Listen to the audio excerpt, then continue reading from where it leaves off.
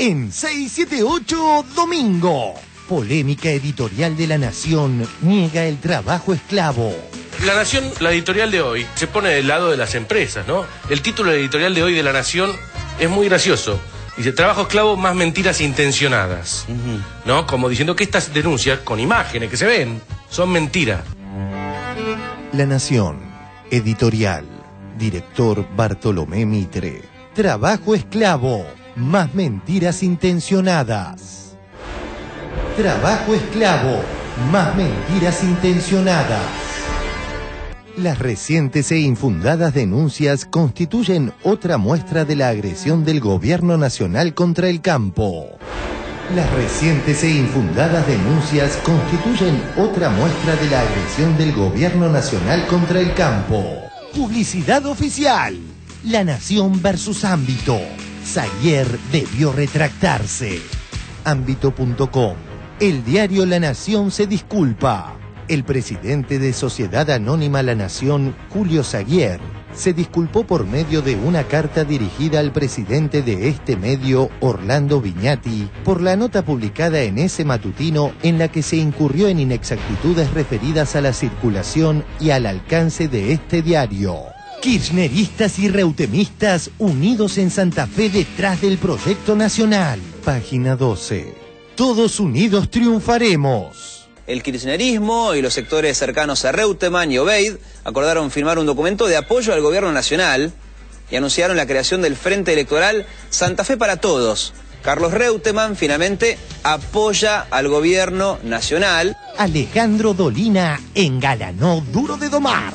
Ya no es que nos cae mal a alguien, o ya no es que alguien usa carteras demasiado caras, sino que alguien ha hecho que el Estado protagonice el asunto y ha resuelto engrandecer el mercado interno y ha resuelto formar alianzas con América Latina y ha resuelto una política fortísima de derechos humanos y de justicia. Bueno, entonces las opiniones que nos van a separar ahora van a ser políticas.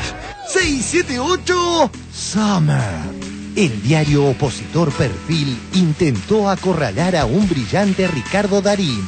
¿Qué cosas son las que te gustan de este gobierno? Me parece extraordinario todo lo referido a los derechos humanos. Hay una vuelta al colegio provocada por actitudes efectivas que salieron del gobierno. ¿Y qué cosas críticas? No sé, estoy harto de la gente que menciona las cosas que no funcionan. No sé si es el momento para que yo me ponga a criticar ahora al gobierno.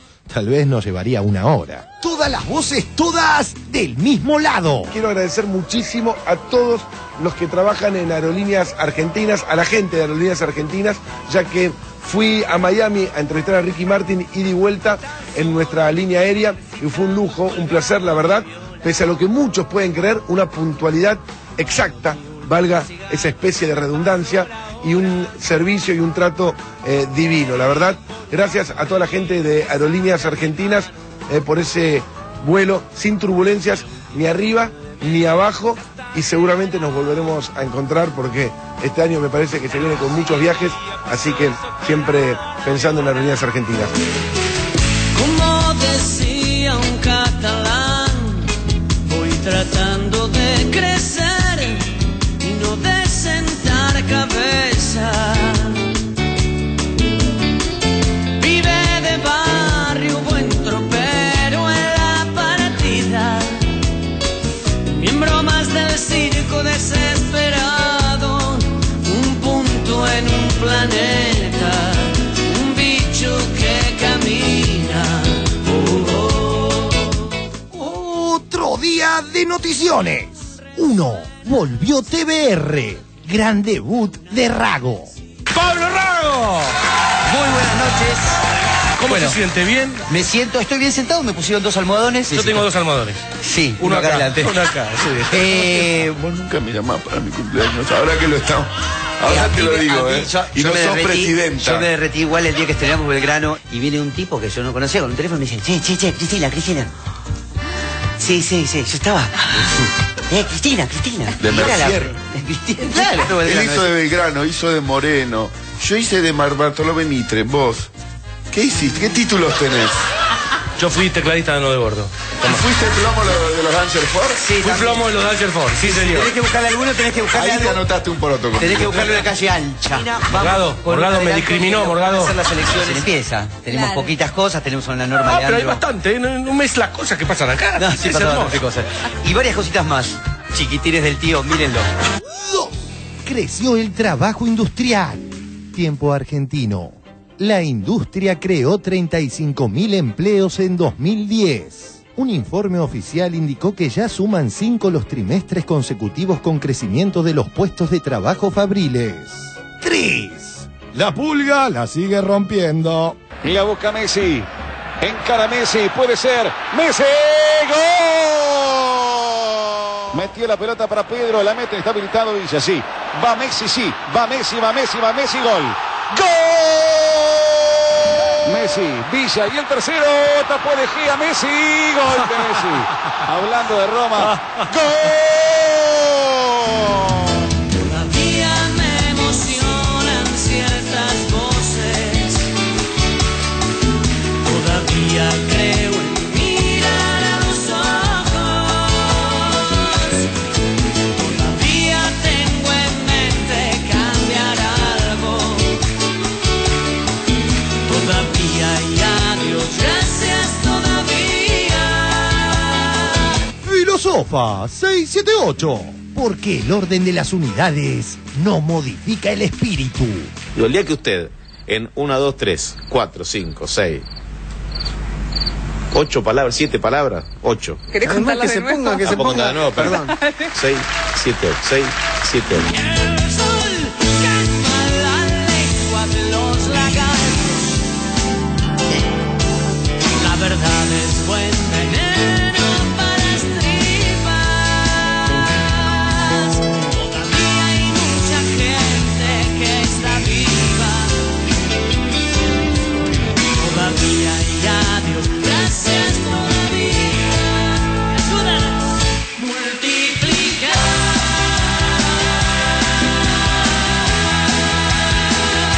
Es la tarea, es la tarea, es la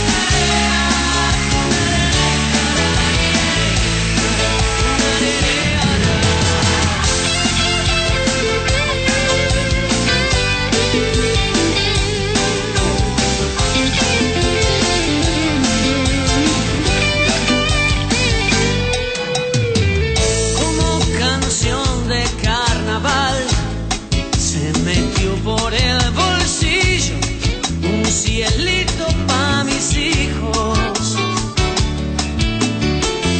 Un tiempo bueno y nuevo, pincelado de otras formas, tirando un poco más a los colores fuertes, donde el mar salude a todos, donde un beso sea moneda. Por eso todavía me emocionan ciertas voces. Todavía creo en mirar a los ojos. Todavía tengo en mente cambiar algo. Todavía y adiós, gracias todavía.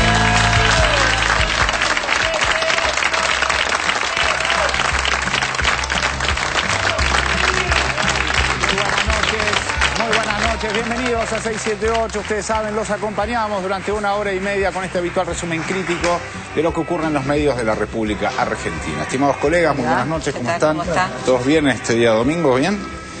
Muy bien, hoy está con nosotros para compartir el programa el diputado Chino Navarro. Hola Chino, ¿cómo te va? Diputado provincial por la provincia de Buenos Aires por el Frente para la Victoria. También está con nosotros Ignacio Copani. Hola Ignacio, ¿cómo te va? Bienvenido. Muchas gracias por venir. Muy bien, arrancamos con el primer tema. Tiene que ver con lo que veíamos en la apertura, la editorial del día de ayer del diario La Nación, en donde hacen referencia a estas últimas denuncias que hubo sobre trabajo esclavo en sectores rurales. Curiosamente, La Nación lo interpreta de otra manera. Lo vemos. Polémica editorial de La Nación niega el trabajo esclavo. Es evidente el interés del diario La Nación en defender a sus anunciantes, disfraza la comisión de un grave delito penal, enmarcándolo en la puja de intereses de los sectores. La Nación, la editorial de hoy, se pone del lado de las empresas, ¿no? El título editorial de hoy de La Nación es muy gracioso. Dice, trabajo esclavo más mentiras intencionadas, ¿no? Como diciendo que estas denuncias, con imágenes que se ven, son mentiras. La Nación, editorial, director Bartolomé Mitre. Trabajo esclavo, más mentiras intencionadas. Trabajo esclavo, más mentiras intencionadas. Las recientes e infundadas denuncias constituyen otra muestra de la agresión del gobierno nacional contra el campo. Las recientes e infundadas denuncias constituyen otra muestra de la agresión del gobierno nacional contra el campo. Esto le hago una especie de reflexión a los compañeros. El lenguaje es la primera forma de la dependencia. Si uno plantea una contienda ideológica con el lenguaje del enemigo, está perdiendo el debate de entrada. No se debe llamar campo. No existe el concepto político campo. Hay que llamarle el conflicto del gobierno con las patronales del campo. No podemos adoptar el lenguaje de aquellos que nos empiezan ganando a partir del lenguaje. Las recientes e infundadas denuncias constituyen otra muestra de la agresión del gobierno nacional contra el campo. No se debe llamar campo. No existe el concepto político campo. Hay que llamarle el conflicto del gobierno con las patronales del campo. Y después trata de justificar, como si fueran los patrones, diciendo que los trabajadores es habitual que no dispongan de las comodidades habituales porque son temporarios. Ahora les toca a empresas en su mayoría transnacionales, dedicadas a la producción de maíces híbridos. Resulta que empresas de renombre reconocido en el mundo que están sujetas a todo tipo de regulaciones e inspecciones son acusadas de conformar nidos de explotación humana del tipo de las más perversas del globo. La producción del polen indeseado no dura más de 15 a 20 días, por lo cual el trabajo de los grupos de trabajadores tiene una duración muy limitada. Se explica entonces, dada la condición de trabajo temporario, que las condiciones de habitación de estos trabajadores no dispongan de las comodidades habituales en el trabajo rural permanente. Se alojan en casillas transportables o carpas especiales, reciben agua potable, comida y normas de seguridad, de higiene y seguridad según disposiciones vigentes. No tenían luz eléctrica y los trabajadores estaban alojados en casillas de chapa, así como verdaderos esclavos. Toman agua de riego en depósitos de plástico que están a la intemperie. Miles de personas son estafadas viniendo del norte del país a un campo de soja. Encuentran una realidad completamente diferente. Comida podrida, falta de baños, hacinamiento. ¿Ustedes no comen desde el día 2? Sí, no. ¿Por qué no traen? Porque no lo traen. ¿Y hace cuántos días que estamos aquí de vez sin nada, sin comida, nada? Bueno, como llueve no se puede ingresar total. Cuando llueve, ¿se llueve mucho? ¿Ah? ¿Se moja? Sí, entramos aquí. Pero ¿y es barro esto? Sí, es todo barro. Porque es tierra. Claro. Se alojan en casillas transportables o carpas especiales. Reciben agua potable, comida y normas de seguridad, de higiene y seguridad según disposiciones vigentes. Salarios en blanco y cargas sociales conforme a la ley, con herramientas de trabajo a cargo de las empresas. Sin perjuicio de tratarse de una labor exigente, nada justifica las calificaciones de tal infierno laboral. Esas son las imágenes de trabajo esclavo. ¿Ven esas casillas? Ahí dormían los trabajadores. Terrible. En cada una de esas casillas dormían por lo menos 5 o 6 trabajadores. Era tanto el calor que para evitar el calor que venía del exterior ponían pasto entre su cama y el exterior los trabajadores. Toda la gente va al monte y es para que bañes. Estos son 2 baños que están para 80 personas. 2 baños. Para 80 personas, 90 personas. ¿Pero qué es un hueco? No, es un pedacito, hueco, mira. Pero tiene el cartel, ¿eh? ¿Qué dice? ¿Qué dice acá? Baños y ducha. Baños y ducha. Estas son las duchas. La ducha, pues no tiene agua. Ah, ¿no tiene agua No, esto? no tiene nada, no tiene nada. Nada justifica las calificaciones de tal infierno laboral. Nada justifica las calificaciones de tal infierno laboral. Esto está escrito hoy, editorial de La Nación. Hoy. Claro, el tema es cuánto tiempo hace que esto indudablemente es de siempre. Sí, es de siempre. Entonces uno escucha a ellos cuando ellos dicen, no sé si es trabajo esclavo. Para mí es porque para ellos no es esclavo, digamos, porque para ellos está bien que sea así. No le gusta que lo llamen esclavo. Eso. O sea, los pobres viven así, no me jodas. Me parece que por eso a ellos les llama la atención que lo quieran llamar esclavo. Porque no te pueden decir, bueno, son pobres. Pero no le digas esclavos, son pobres, los pobres viven así. Todo aquello que se haga para mejorar las condiciones de seguridad e higiene en esta u otra cualquier actividad laboral será siempre bienvenido. Sin embargo, eso no puede hacerse blandiendo peligrosa e injustificadamente la espada de la justicia penal, con un fin mezquino como parece ser el que moviliza a las huestes oficiales. Entre ellas, el propio ministro de Trabajo de la Nación, que debería mostrar un justo equilibrio en el contexto de las relaciones laborales. Tiempo argentino. La dignidad es el fundamento ideológico de nuestro gobierno. Por Carlos Tomada, ministro de Trabajo.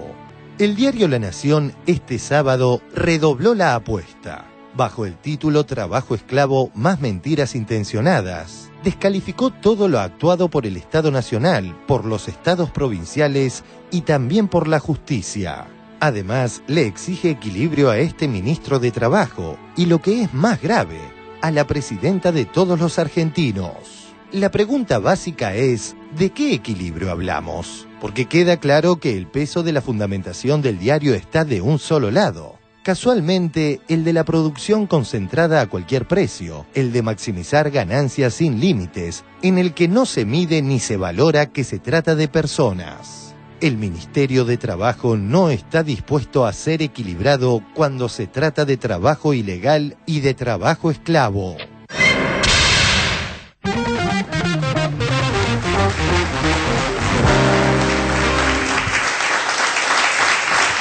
Bueno, muy bien. Insistimos en que hay una situación judicial alrededor de lo que está ocurriendo con estas denuncias, o sea que lo que está interviniendo en este caso es la justicia, no es el Ministerio de Trabajo o el Poder Ejecutivo a través de sus otras alternativas, sino que se parte de la idea de que se está cometiendo un delito. ¿Cómo lo ves, Chino? A ver. Yo lo leí ayer y la verdad estaba en un disparate, que para ser justo con la Nación es coherente con lo que ellos escribían allá por 44, 45, cuando se sanciona el Estatuto de Peón Rural. Hay una editorial de la Nación que yo no me acuerdo textualmente, pero es bueno buscarlo porque dice algo así como que ¿para qué quiere tanta plata esta gente que no sabe cómo gastarla? Está bien con lo que se le paga. ¿Qué van a hacer con esta plata? Lo único que van a hacer, dice, es generarle costumbres que los va a llevar por el mal camino.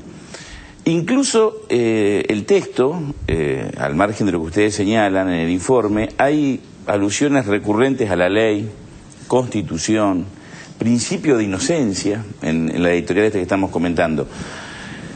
Son, la verdad, unos caraduras muy importantes porque además lo ponen como editorial, pero sin embargo me parece que el título, el que hizo el título, si vos lo lees, trabajo esclavo, 2 puntos.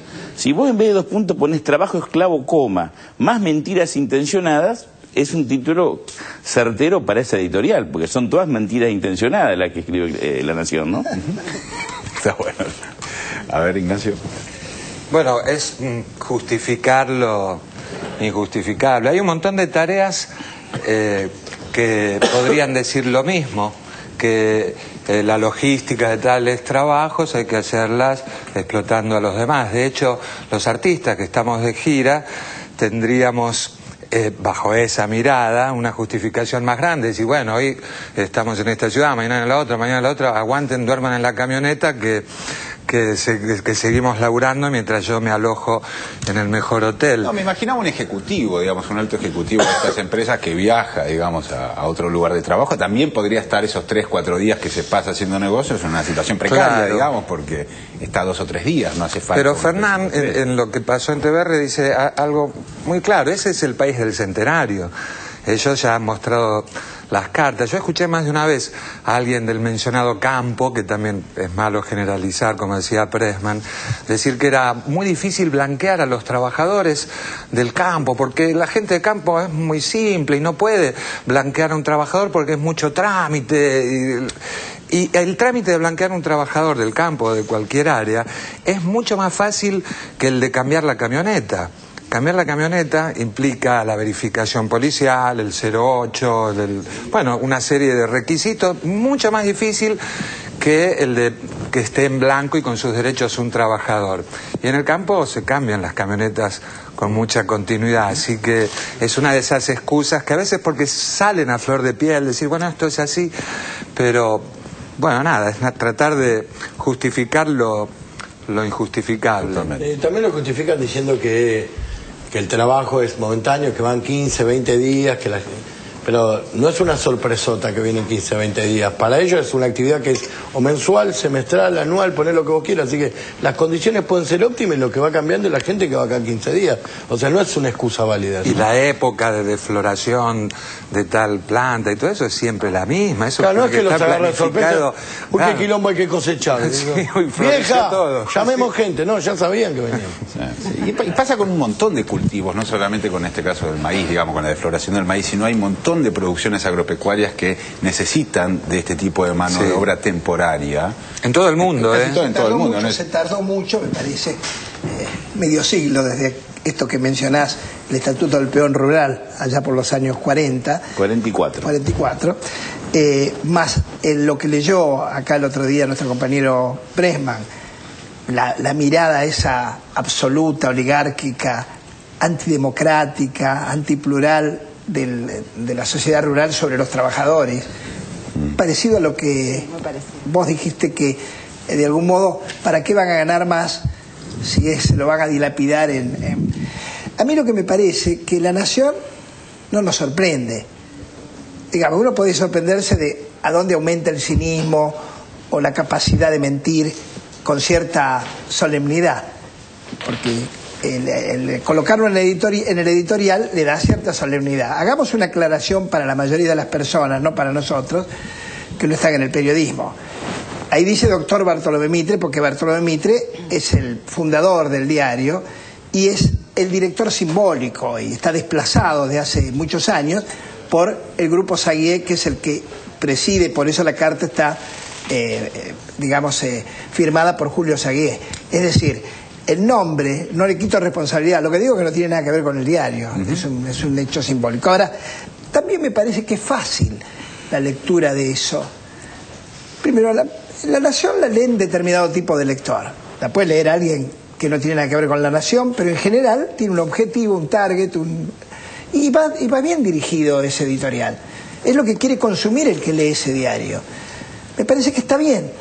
Lo que sí me parece que queda claro para la mayoría de las personas que tienen, voy a decir una cosa casi tonta, que tienen simplemente un corazón humano, decidir quién tiene la razón en esta visión del trabajo esclavo o no esclavo. Si la mirada del editorial de la Nación o la mirada de la mayoría de las personas sobre ese trabajo. Sí, igual vos ponés a esta altura en la Nación y decís la gente lee lo que quiere leer, en este caso es una mentira, está al nivel de una tarotista que vos vas a escuchar lo que querés que la tarotista te diga. Porque... Muy bueno. Claro, pero me parece que es cierto que lo que dice Orlando que no sorprende. A mí igual me sorprende el cinismo, porque, digamos, ellos pueden defender esos intereses, pero negar la realidad a este punto, me parece que ahí se pasa un umbral que pone en evidencia, bueno, hasta dónde están dispuestos a entregar lo que sea en función de la defensa de sus propios intereses. Además, creo que tiene dos ejes bien claros. Por un lado, cuestiona el rol del Estado como controlador de las condiciones laborales, ¿no? Que el Estado vaya a mirar cómo las empresas, digamos, en las condiciones en las que tienen sus trabajadores, esto es inmiscuirse directamente en el capital privado, en los negocios, y esto no corresponde. Y por otro lado, la defensa absolutamente irrestricta del capital transnacional, diciendo que, bueno, estas son grandes empresas prestigiosas en el mundo, que como acá desde una visión absolutamente zurda se puede estar cuestionando lo que hacen estas empresas, que seguramente, como todo el mundo sabe que las transnacionales hay algo que hacen es respetar la ley, no tener trabajo esclavo en ninguna parte del mundo, el trabajo infantil no forma parte de las denuncias contra las transnacionales.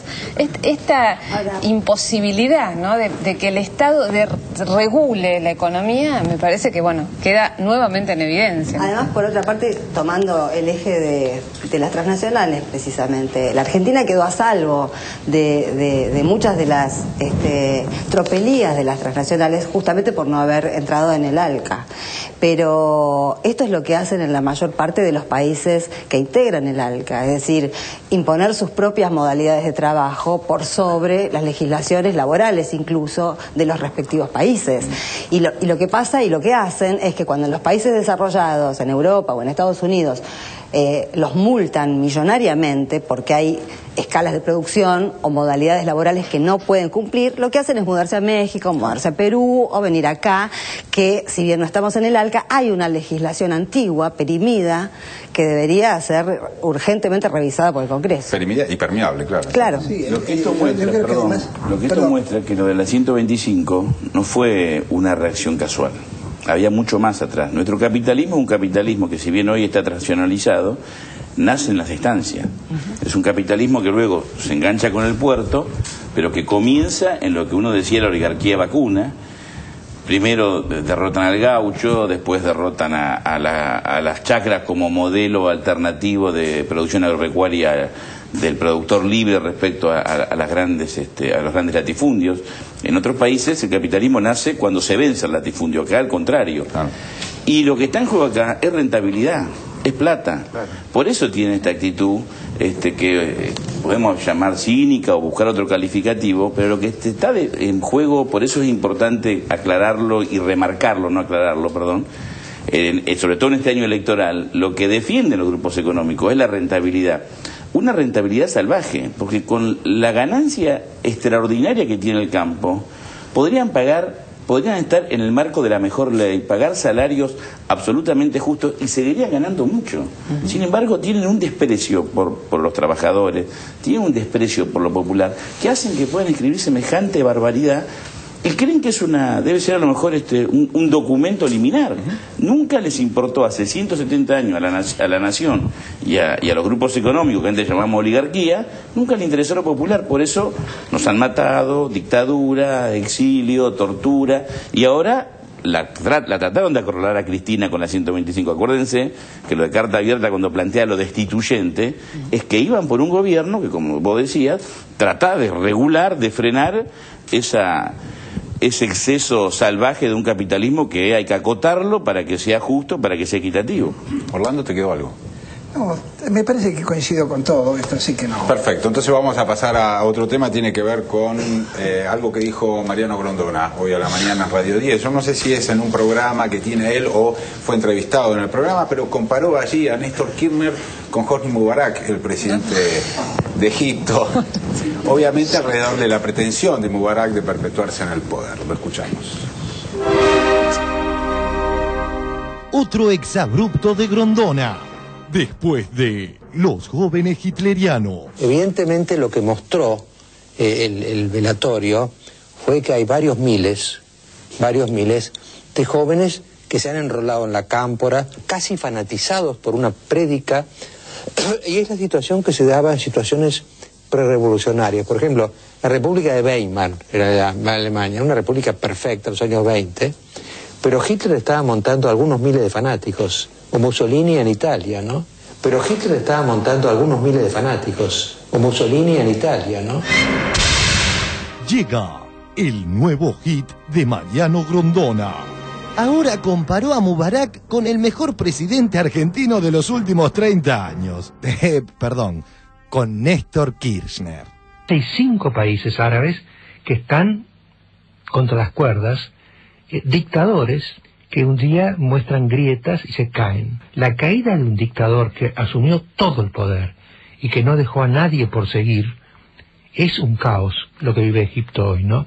Y los gobiernos democráticos, que siempre parecen débiles, lo son. Tú no dices, las autocracias duran más que las democracias. Sí, duran más en el plano personal. Es decir, no hay ningún presidente de una república, sea Uruguay, Brasil, Chile, que dure tanto como un dictador. Que un dictador puede aspirar a la longevidad. Mubarak, después de todo, estuvo 30 años. Esto es importante decirlo, inclusive para la Argentina, Porque nosotros hemos tenido un presidente, como era Kirchner. Mubarak, después de todo, estuvo 30 años. Porque nosotros hemos tenido un presidente, como era Kirchner, que también tenía la presunción de inmortalidad. Porque habían armado un sistema por el cual él y su mujer se alternaban infinitamente. Y la tragedia es algo que le recuerda a los hombres, algo elemental, que somos mortales biológicamente y somos mortales, digamos, políticamente. Ahora, Mubarak está muriendo políticamente, no biológicamente. Entonces, de golpe, lo que pasó en Argentina con la muerte de Néstor Kirchner es que fue corrida por el destino de una pretensión infinita, sobrehumana, de perdurar para siempre a través de la alternancia conyugal, a una situación republicana. Lo que no pudo hacer la sabiduría de nuestros políticos, lo puso a ser el destino, que nos puso otra vez en la situación republicana que está en los países vecinos. Lo que no pudo hacer la sabiduría de nuestros políticos, lo puso a ser el destino, que nos puso otra vez en la situación republicana que está en los países vecinos.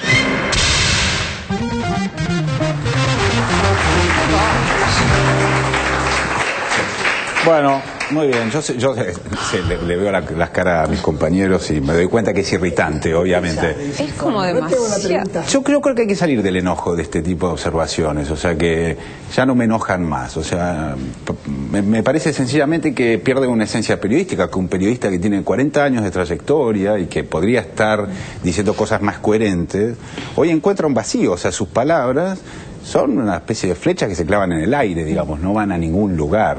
Porque comparar hoy a Mubarak, que tuvo 30 y pico de años, con Kirchner, que es realmente, es como un problema de composición de la realidad, digamos. Eso es lo que me parece que muchas veces está pasando hoy por hoy en el periodismo argentino. Bueno, es como Elisa Carrió diciendo que el velorio de Kirchner fue armado por fuerza bruta, digamos. Claro. Están en ese nivel. Ahora, a mí me parece, tratándose de Mariano Grondona y tratándose de lo que está pasando en Egipto, aprovecho ahora porque ya que no hay informes sobre Egipto, lo que está pasando es, con Egipto, todo lo contrario, digamos. Nos hemos hartado de escuchar a Mariano Grondona reivindicar el bloqueo a Cuba por parte de Estados Unidos y reivindicar y acusar, mejor dicho, a la dictadura castrista. Y mientras parecía que era la única dictadura que existía en el mundo en estos últimos años. Cada vez que se hablaba de dictadura se hablaba de Cuba indefectiblemente.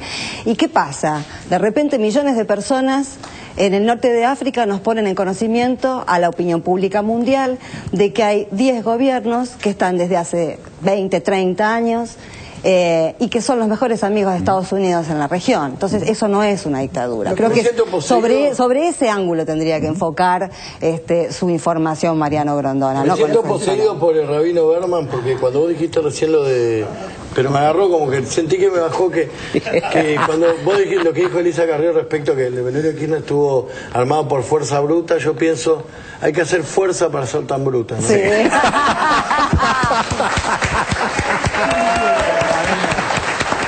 Tan brutales también, ¿no? Orlando, te quedó algo ahí.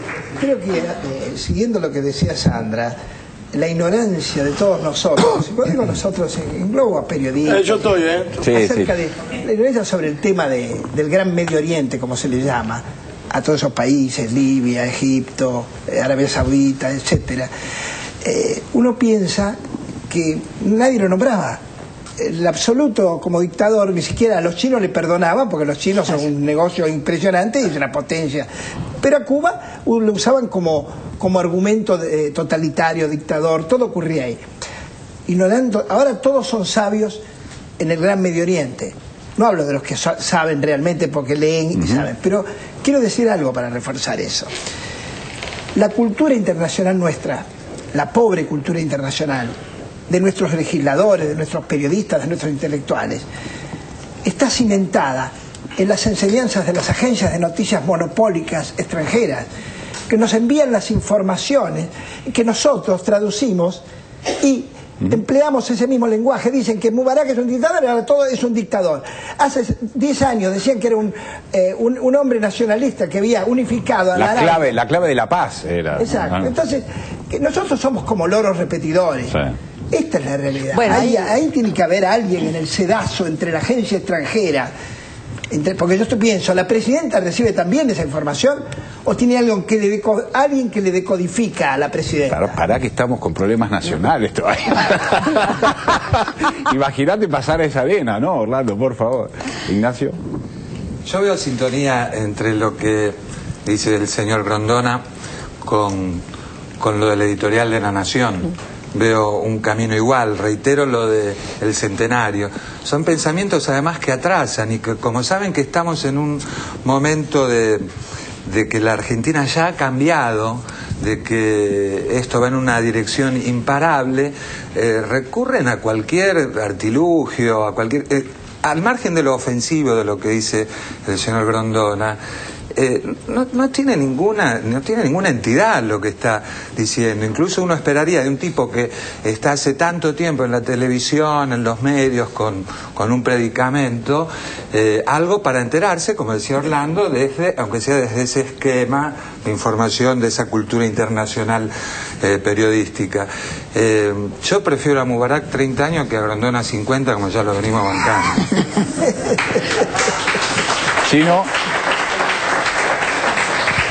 ¿Vos pensás que se perdió como cierta composición de la realidad de parte de alguna gente que está en contra, digamos, de... No, Grondona siempre está más grande, se le nota, es como esos jugadores que le cuesta llegar, o porque estamos viejos, excedidos de peso y que nos cuesta llegar al lateral.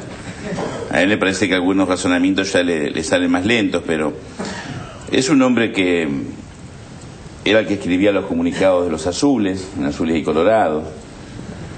Es el hombre que incidió bastante en el gobierno de Onganía. Es el hombre que en su revista Carta Política hay una apología de López Rega, que él niega a ser el autor, pero hay muchos que consideran que fue el autor, reivindicando a López Rega. Es el hombre que hizo la apología de Videla, Martínez de Hoz, toda la dictadura más sangrienta, el que recibía a Menem cuando Menem traicionó el peronismo y lo atendía como haciéndole de partener. Expresa intereses concretos, es la voz, es uno de los intelectuales orgánicos de la oligarquía, de la derecha, de las peores dictaduras, los grupos económicos, y decir disparates, como dice que la cámpora se asemeja a la juventud hitleriana, o como le he leído decir que Moyano es un fascista, o de esto de que comparar a Néstor Kirchner, que fue presidente 4 años, en el marco de la democracia, con un personaje como Mubarak. Yo, para ser sincero, no quiero opinar mucho porque no conozco mucho la realidad como para animarme a opinar, pero son esos personajes que uno ya no... lo que me preocupa es que en un momento sentí ganas de decir algo que no hay que decir en televisión, ¿no? Que viste cuando vos en el barrio le decís a alguien, sos un reverendo. Después, vos, no sé quién dijo que no hay que tomarlo en serio, y yo como que mentalmente asentí y digo, no puedo, hay que tomarlo en serio. No, yo creo que sí. Yo lo que dije es que no hay que enojarse, Chino, nada más. No, está bien, pero porque a mí también me pasa lo mismo, porque uno a veces entra y sale en las reflexiones.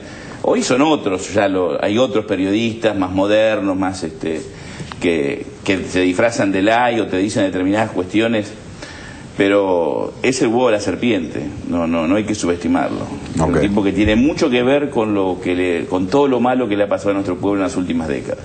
Yo creo que ya escribe ucronías. ¿Cómo, perdón? Que escribe ucronías ya, ¿viste? Esos deseos de personajes, de cosas que no sucedieron, y él las proyecta y en función de eso sigue sosteniendo los mismos intereses de siempre, pero queda desfasado, no puede comprender lo que pasa. Queda absolutamente... Corrido de la labor que tiene. Está absolutamente corrido. Dice que hay una vieja canción de Serrat que se llama Detrás está la gente. Detrás de ese listado de las participaciones de Grondona hay mucho dolor, hay mucha tristeza, hay mucho desgarro. Detrás de esa editorial de La Nación están las familias de esta gente que duerme poniéndose pasto entre uno y otro para refrescarse, porque en el análisis de la política, de lo periodístico, también a veces nosotros perdemos de qué estamos hablando. La ofensa que hace Grondona, de gran linaje golpista, diciendo que el destino nos dio aire republicano, algo así, termina diciendo, como aplaudiendo la muerte de Néstor. Entonces es una agresión también a los que queremos a Néstor, a los que sentimos que se nos fue un ser querido. No simplemente es una... no solo es una editorial lo que hace, sino es que él viene a sangre y espada a lastimarnos. Él es el que hace muy poquitos meses embromaba con Biolcati y decía, hay un señor que se llama Cobos, ¿no? Y todo eso. Él dice que el destino nos dio aire republicano. Ay, así están las cosas. Vamos a cambiar de tema, ¿eh? Vamos a ir a la provincia de Santa Fe, porque ustedes saben, hubo un acuerdo finalmente entre los precandidatos del PJ Santa Fe para las elecciones de octubre. Obviamente va a haber una elección interna, pero los dos están apoyando en principio al kirchnerismo. Esto a pesar de los cables que difundieron, ¿se acuerdan ustedes la semana pasada de Wikileaks, ¿no? Que reflotaron los cables de Reutemann en Wikileaks? Lo vemos. Kirchneristas y reutemistas unidos en Santa Fe detrás del proyecto nacional. Página 12. Todos unidos triunfaremos. El kirchnerismo y los sectores cercanos a Reutemann y Obeid acordaron firmar un documento de apoyo al gobierno nacional y anunciaron la creación del Frente Electoral Santa Fe para Todos. Carlos Reutemann finalmente apoya al gobierno nacional. Hace unos días mostrábamos un caso de distinta vara en donde se ponía en evidencia cómo el monopolio utilizaba la información política de manera intencionada. Clarín, 4 de febrero de 2011, página 23.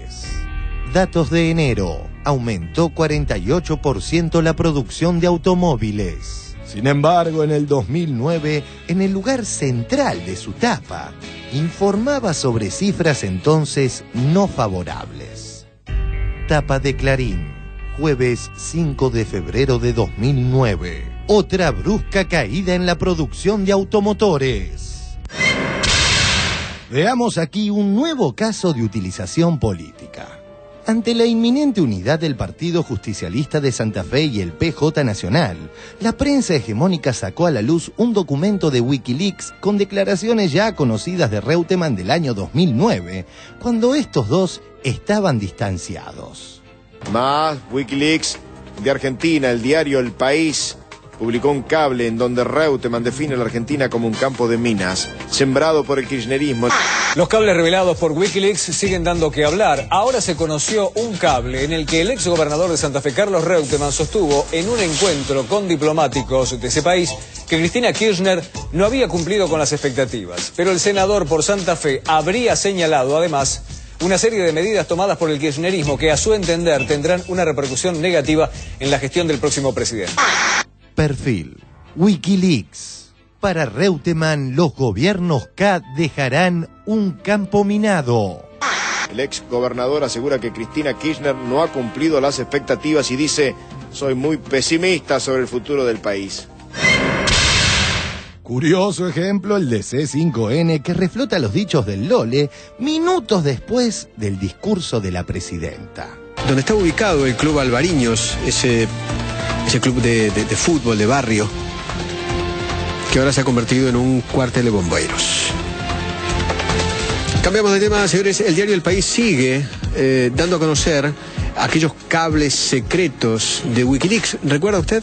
Y ahora aparece Reutemann. Reutemann mantuvo un encuentro con diplomáticos norteamericanos donde sostuvo que Cristina Kirchner no ha cumplido con las expectativas. Habría señalado una serie de medidas tomadas por el kirchnerismo que tendrán una repercusión negativa en la gestión del próximo presidente. El kirchnerismo y los sectores cercanos a Reutemann y Obeid acordaron firmar un documento de apoyo al gobierno nacional y anunciaron la creación del Frente Electoral Santa Fe para Todos. Carlos Reutemann finalmente apoya al gobierno nacional. Pregunta final. Teniendo en cuenta que ya era conocida la proximidad del acuerdo entre reutemistas y kirchneristas en Santa Fe y que este acuerdo lo pone en una posición casi imbatible, ¿no es llamativo que los medios opositores hubieran intentado boicotear este acuerdo con declaraciones de hace 2 años? ¿Casualidad o causalidad?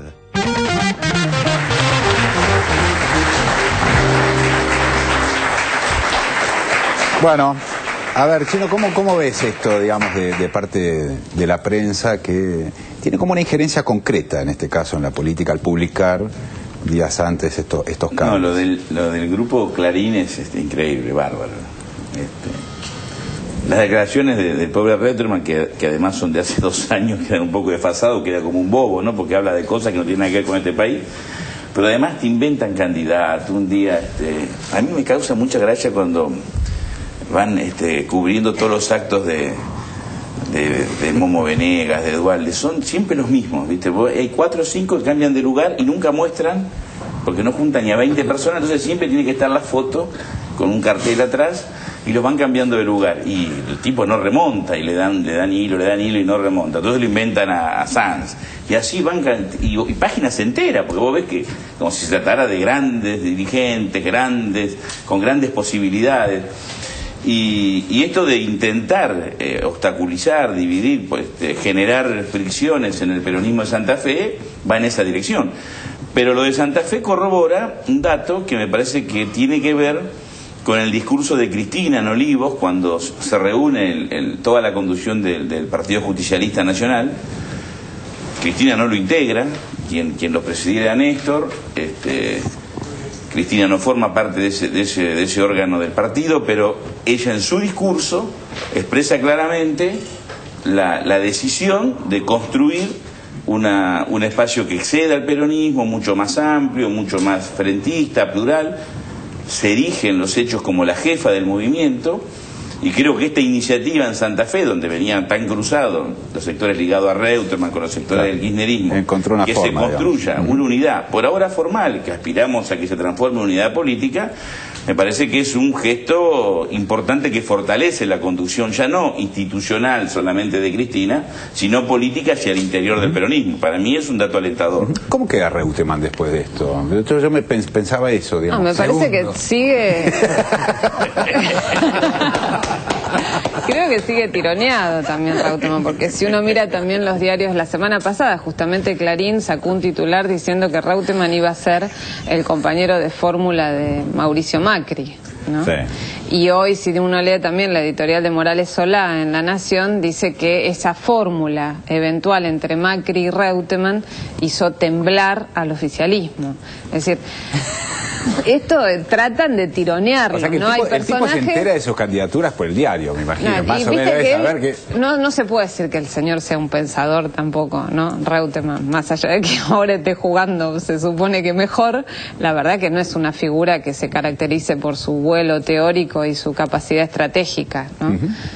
Cada vez que hace una declaración pública... Digamos, desde aquella famosa métanse la candidatura, ¿no? Sí, vi algo también. ¿No? Bueno, el vi algo es famoso. Sí. Ahora no se sabe porque está callado, como de costumbre. Pero bueno, hay que ver para qué lado terminan jugando, ¿no? Los tironeos son para todos lados. Exactamente. Los medios del establishment tironean a los personajes que pueden ser más endebles en la defensa del proyecto kirchnerista. ¿Y por qué será tan mimado? ¿Por qué será tan mimado por los medios hegemónicos, Reutemann? Y es un hombre de campo. ¿Qué condiciones reunirá para que sea una figura querida? Y transgresor no es. Pero es uno más, me parece que tiene que ver, como decía el Chino, con esa estrategia de querer empoderar a alguien y que no le sale, porque tampoco le ha salido lo de voltear a dirigentes del campo popular, del gobierno. ¿Cuántas veces que decíamos lo de las 5 tapas de Clarín que nadie las resiste? ¿Cuántas tapas y cuántos centímetros tuvo en contra Moreno, Amado, Aníbal? Y a mí ya me empieza a aparecer como esas sagas del Coyote y el Correcaminos, que son toda una serie de torpezas y que no logran su cometido. Pierre no doy una, había otro de los autos locos. Lo que pasa es que en el momento que hacen esas operaciones nos angustiamos, porque vistas desde lejos, desde el cosmos que te propone el tiempo, hasta te da risa, pero en el momento, hace un año y poquito era lo del Banco Central, instalado así como para voltear todo, lo de Marco del Pon, y te das cuenta que como no hay una consistencia verdadera, porque acá lo que está gobernando es el sentido común, el amor y la justicia. Entonces cada vez va quedando más absurdo esas operaciones que tienen que agarrarse de mira, en todos sigue estando el denominador común, lo de la difamación, lo de la mentira, lo de la miseria, porque esas son las herramientas que le están quedando. En el primer informe vimos, no me acuerdo quién decía que ya no se podía hablar, Dolina, que ya no se podía hablar de la marca de la cartera, que ahora había que... Hay diferencias políticas, digamos. Bueno, y entonces algunos dirigentes se sienten bien. Ese ratito en TN, en la alfombra roja, les ha gustado a Pino Solanas, le ha gustado a Felipe, y cuando pasa el tiempo yo creo que miran desde un cosmos parecido al de nosotros y alguna vergüenza les debe dar. ¿Sandra? Sí, a mí me parece que estos, digamos, si bien vienen en la misma línea desde hace 2 o 3 años, básicamente desde que asumió Cristina, trabajando, quiero decir, los medios hegemónicos en este mecanismo de que despega, lo hemos comentado muchas veces, despegan de la realidad y se van hacia donde ellos eligen sin que tengan ningún tipo de contrato, sin que se sientan en la necesidad de respetar ningún tipo de contrato con el lector. Lo que ha generado eso es un tipo de lector y un tipo de espectador mucho más consciente de su propia responsabilidad ante la información. Entonces me parece que abundan en la Argentina los lectores que aunque lean Clarín, saben que están leyendo una parcialidad y no un reflejo de la realidad, aunque estén de acuerdo, aunque detesten al kirchnerismo, cuando leen Clarín saben que no es eso lo que pasa. Y eso es muy importante, claro. por supuesto. Sí, vamos al... perdón, tenías algo. No, el tema Reutemann como hipótesis presidencial, que viene desde hace muchos años, siempre es una hipótesis latente, que siempre se frustra por distintos motivos, es una hipótesis que maneja muy bien la derecha. Es ese cuco latente que nunca se corporiza. Yo te planteo para otra vez, no para ahora. Si la unificación de todo ese peronismo, estando Agustín Rossi, un luchador fuerte, y Rafael Bielsa como contendientes del peronismo kirchnerista, si la unificación de este movimiento de flujos y reflujos que es el peronismo, ese abarcamiento no debilita alguna parte de la ideología. Me gustaría que el reutemanismo, por usar un neologismo que no me gusta, se incorporara en situación de porcentaje menor, no de socio mayoritario de esa sociedad. Queda la pregunta. Y todavía no está claro. Queda la pregunta. Señores, vamos al corte, ya volvemos.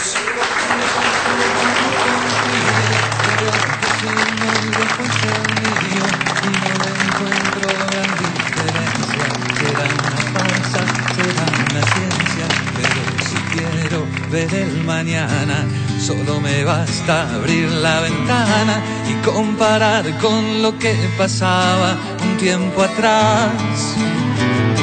Veo el futuro al mirar tus ojos que ya no lloran sobre el despojo, que recomponen los sueños rotos, que van juntándose con los otros, sueños vecinos, los de nosotros, sueños que sueñan de todo un poco y que no se quiebran